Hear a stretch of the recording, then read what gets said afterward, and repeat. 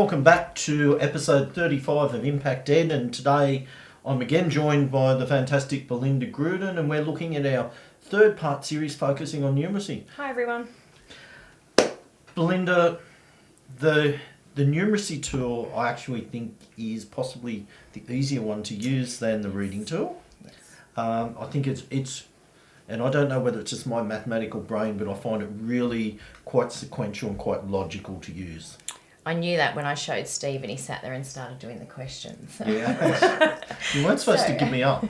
So I guess with the numeracy one, it's set up a little bit different because obviously the skills are a little bit different. So when we jump in to look at the numeracy tool, you'll see that it's been set up in bands. Obviously it's not attached to a stimulus. So what we did was go through the past 2019 NAPLAN paper and pull out all the questions that link to band 5 and put them together in a little document that once again we could use to develop our teachers, or we could use in the classroom to support our students. Great. So in the reading episode, we used the example for high school. So why don't we start off by primary schools, share the love around? Fabulous. All right, let's pull one up and we'll have a look. Okay, Belinda, so this one, tell us about it. So as I said before, it's set up a little bit different to the literacy side of things. It still keeps the same colours, so if you're working in both the reading and numeracy documents, the colours are the same for the bands, but it was easier to pull out band level questions. So you can see in the document on the screen that it's just got band 7, and it is basically set up the same as numeracy, literacy under that. So you've got the outcome, you've got obviously the sample question in the box, you've got the outcome that it links to, the progression link over here, and this actual skill that we're asking the students to engage in. And I guess the big difference that we found when we started doing the numeracy side is the broad range of outcomes and the broad range of sub-elements that you'd be using in the numeracy progressions. Obviously in reading we're looking at comprehension, it all sat under reading and viewing text, and a lot of it under understanding text, whereas the tricky part here was the questions for the bands come from obviously number and algebra, a lot come from multiplication, which I think was quite fascinating, space and geometry. So really here it's about digging down into where our students need support. Yep, fantastic. Okay, so describe again, I'm a teacher, you're instructing me, how would I use these? Okay, so two angles once again. As a leadership team, you could work with these documents to support your teachers' professional learning. Pull out the documents, get them to have a look at the questions, and of course being teachers they'll want to do the questions as well. And even that creates a lot of good discussion. What we did find throughout this process was a lot of the questions that our students need to access to hit these bands had multiple steps. So are we engaging in teaching and learning activities in our classroom that allow students to do that? The other thing that became quite apparent is the amount of graphical visual literacy that is critical for our students to actually be able to successfully answer these questions. So involved, a part of this pack I have included a professional reading around graphical literacy. So as a leader, if you think, right, this is something my staff need to explore, you could engage in that professional learning around reading, you could unpack some of the elements from the sample questions and have those discussions around, are we providing activities in our classrooms to support our students with these type of skills, or do we need to upskill our teachers to make sure they can provide this type of learning? Terrific. So if we just have a little look through this document, so you can see across band 7, this first question comes from a stage 3 outcome, and it's looking at 3-dimensional shapes. Whereas if we move down to our next question, okay, it's actually showing that it's a stage 1 outcome, so it'll be a high stage 1 outcome, and we're looking at students' ability to represent division and sharing. So we found that the outcomes were quite varied depending on the skills that the students were required to do underneath that outcome. And you can see a lot of them, we have this visual literacy happening.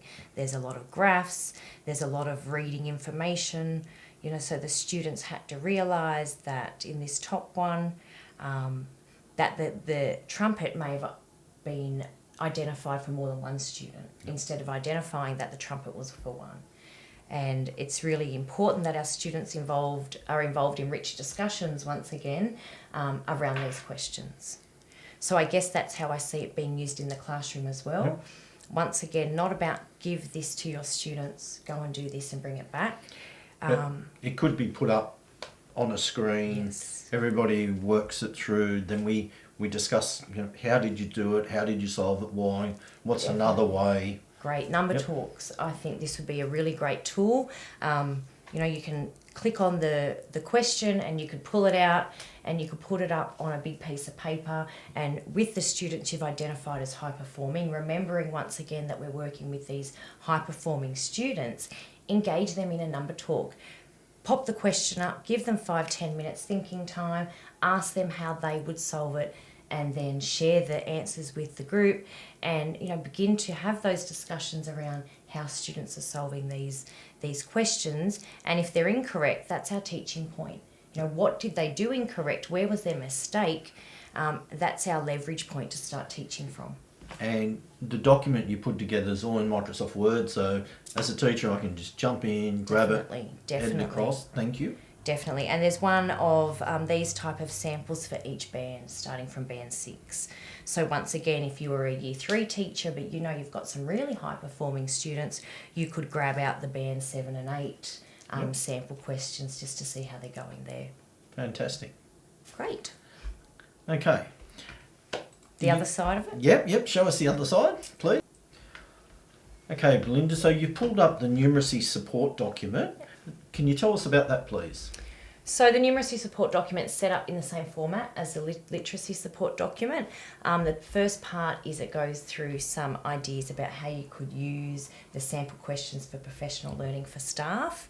You'll see in here that we've also got some hyperlinks straight away. So if you're interested in doing the reading around making sense of visual literacy and graphics, if you click on that hyperlink, it'll take you into there. And it's one of the gaps in our classrooms regularly. Definitely. In comparison to NatLand. So definitely, and I think the visual numeracy links into number and algebra, it links into measurement, it links into space because of the amount of graphics that are involved in those questions. And then if we continue down, then you'll come into the teaching strategies section, and that's just there to support teachers with some ideas. Once again, I really wanted to make something quite specific that could support all schools, but our schools aren't the same and our students aren't the same, otherwise our jobs would be easy. Yes. So the best thing to do once again was to group some strategies together for you as a leadership team and teachers to look at, and you go, okay, I could use that in my classroom, I might need some support. Once again, you can let your DEL know or your lead specialist, and we can get out there and support you on things like number talks, talk moves, to make sure we've got those explicit teaching practices happening for our high-performing students. So then it just goes through some talk moves and it's some strategies, and it's all hyperlinked. So talk moves is a great tool to support your class discussions, and there's some information around the big ideas in numeracy and number, which it supports the DOE's theory, underlying theory in numeracy. And then it comes into those hyperlinked resources. And being those high-performing students, we're often seeing things like angles and measurement. So there's some great supporting documents out in the department that you can go to get that support. Hopefully soon you will be... Can we take that bit out? Yeah, because we can cut James. Okay. So then you can see it goes on to just break it up into some of the different areas. So numeracy investigations, if your students are showing some poor results around number and algebra, you could access that to do some numeracy support. If we're looking at some of our higher performing kids, do they need some help within that multiplicative strategies? That's easy for you to say. No, it's not usually. So once again, hyperlinked with a little picture here to show you, the teachers, what they're going to find once they go to these hyperlinks.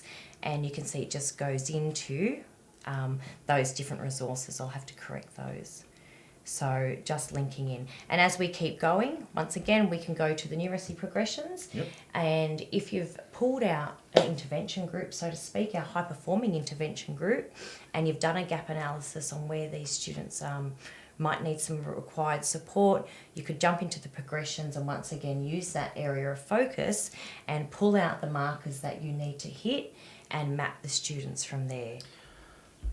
Belinda, for schools that haven't engaged in the DOE's short assessments, my first question would be why not? Why don't you tell us what they are and why people should be using them? So the short assessments came about last year as a result of COVID to support our schools without doing that plan.